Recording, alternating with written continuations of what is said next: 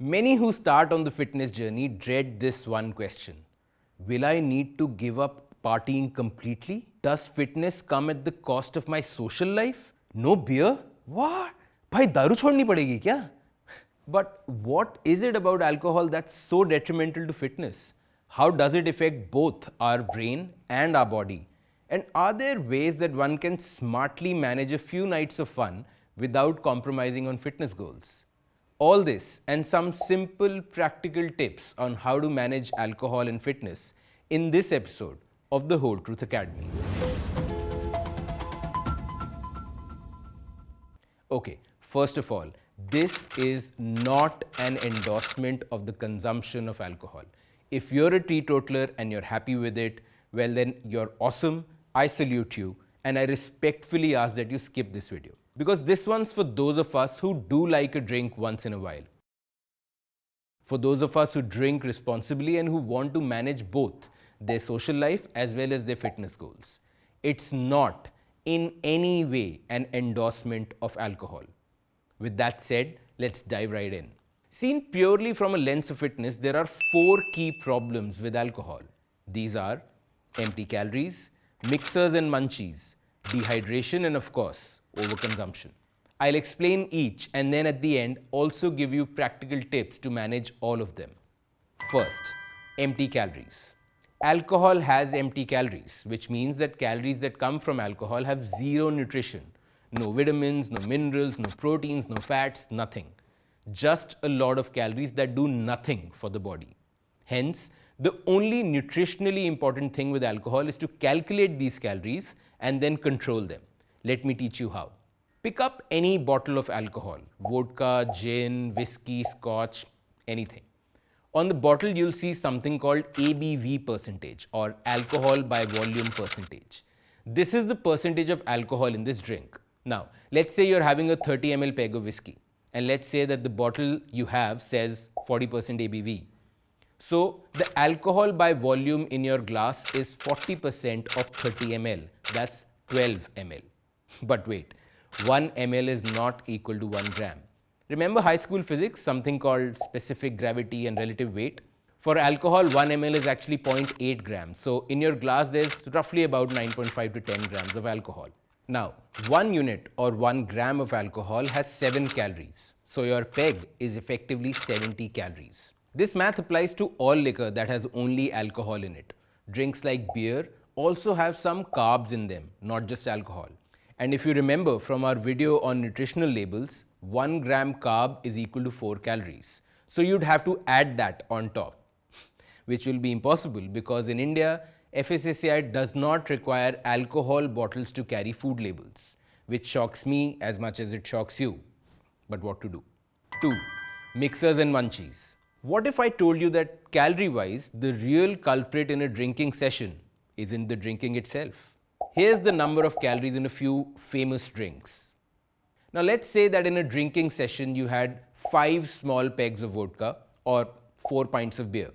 You effectively drank anywhere between 400 to 600 alcohol calories that night. But now let's say you mixed your vodka with a cola and you ordered some fries and nachos and munchies. If you mix 170 ml of cola or half a can of cola in each drink, you'll end up with almost a liter of cola that night. That's over 400 calories from the mixer itself. Also, a medium box of fries is 320 calories. A plate of loaded nachos is anywhere between 500 to 1000 calories. Add a mayo dip, add perhaps some chakna, and even if you have half of all of that, you'll still end up having more than 800 calories from just the munchies. So it's alcohol 600, mixers and munchies 800. Oops. Third, dehydration. We've all heard that alcohol is a diuretic, which basically means it makes you pee a lot and leaves you dehydrated. I'm sure I don't need to tell you that. But dehydration leads to a lot of problems. Feeling tired the next day, feeling itchy, having a bad hangover, all of that stems from dehydration. And from a fitness perspective, it also messes with your body's ability to synthesize protein, which leads to muscle loss or lack of gain after a strenuous workout. And fourth, finally, overconsumption. Unlike food, the more alcohol you have, the more you want to have. This overconsumption I'm sure you already know of. But research proves that alcohol messes with the satiety signals and makes you feel like you're starving. What that means is that the more you drink, the more you want to eat too. If you've ever devoured a whole pizza after a night of even moderate drinking, I don't need to convince you of this either. So, in a night of moderate drinking, you might end up with 600 alcohol calories plus 800 odd calories from mixers and munchies, and then a heavy dinner to satiate this feeling of starvation, which makes it possibly a 2500 plus calorie night. Ouch! So that's the bad news. But as you'd have figured, I do like myself a drink or two every once in a while. So I found a few simple hacks to manage this alcohol situation without having to completely give up on my social life. Here's how. First, quota. This is a simple rule. I decide how much I'm going to drink before I start drinking. And then I announce it to my wife or a friend I trust to hold me accountable. Now, as you'd imagine, it doesn't always work, but it works much better than going in with no plan and leaving the decision making to your drunk brain. What also helps is eating a bit before starting to drink. Alcohol takes effect a lot faster on an empty stomach. So your decision making capabilities, they go for a toss a lot sooner. Again, I do not need to tell you this. Second, mixers and munchies. This is perhaps the biggest calorie contributing part you can control. For starters, my rule is just to say no to mixers. Find a drink that you can enjoy with water or soda and stick to it. Why waste drinking calories on sugary cocktail syrups and colas? For munchies, two things really help. One is a salad. Your usual garden salad, that gajar, kheera, kanda, tomato slices with a bit of lemon. Most of the time, more than the actual munchies, what we are craving for is the munching. We just need to have something in our mouths all the time. Did I just say that? The other option is to have a protein-rich starter like paneer or chicken, not carbs like fries or nachos. This has two benefits. One, that protein takes more work for the body to digest, so the satiety from it lasts longer, which means you do not find yourself reaching out for that next fry and another.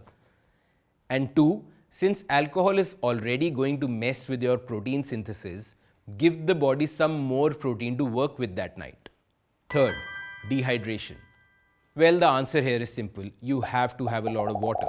If you can, like me, replace your sugary mixer with water. Nothing like it. The other option is another simple rule I have.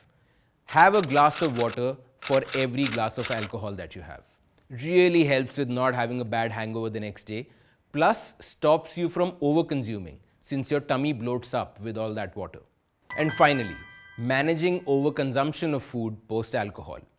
The easiest way here is some pre-drinking prep.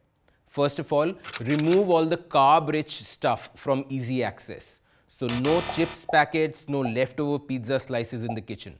Ensure that when you're roaming in the kitchen trying to find food, you find only the good stuff. Because come on, we all know you're going to eat whatever you find first. Secondly, order dinner before the party begins. Decide a good, healthy meal, order it, and then reheat it at dinner time. You know what you're going to order after a few drinks, so preempt that. So yeah, these are the 4 problems with alcohol and my 4 simple hacks to manage them. If you want a cheat sheet of how many calories any drink has and how to manage it, hit the link below and you'll get it. And if you like this video, don't forget to hit the bell icon. And check out all the other videos from the Whole Truth Academy. Ciao for now.